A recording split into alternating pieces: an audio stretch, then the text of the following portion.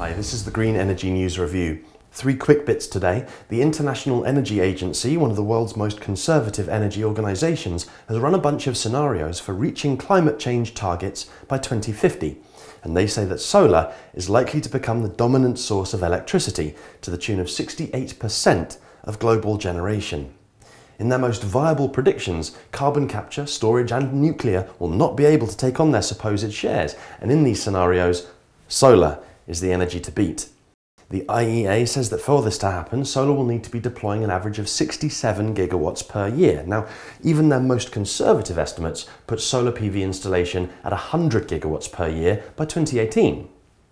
This good news might be tempered somewhat by Oxfam's revelation that the big 10 global food and beverage companies combined emit more greenhouse gases than Scandinavia. That includes Finland, Denmark, Sweden, Norway and Iceland.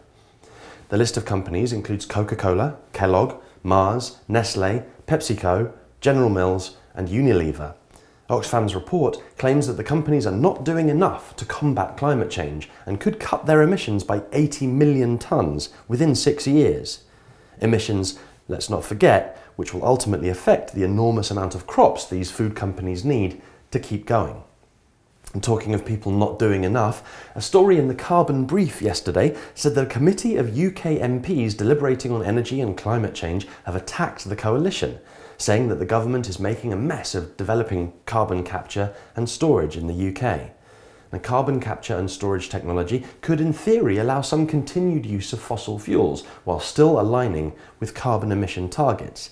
However, it seems the coalition keep bungling the handling of the technology, awarding tenders to 2 companies who terminated their plans for carbon capture projects after 3 years of development. And there are now 2 more projects on the go, which the coalition hopes will be online by 2020. But there are doubts as to whether that date is possible.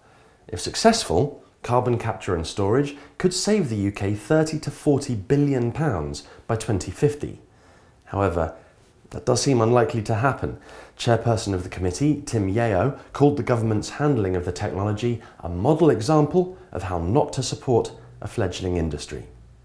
Well, that's all for today. Make sure you watch tomorrow, as we'll be looking at some shocking stories brought to us directly by Mel Kelly, Scottish anti-dirty energy campaigner who was the focus of yesterday's edition. Make sure you watch that first. Till then, take care and thanks for watching.